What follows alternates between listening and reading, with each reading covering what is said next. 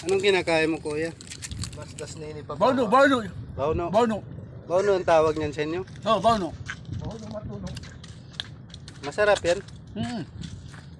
Halata naman sa pagkain mo. Oo. Nakakain ba yung tinik niyan? Hindi. Hmm. Kung gusto mo kumain siya, ikaw mo ng tunog. Huwag kang magtausog. May tama nga. Magaling ikaw.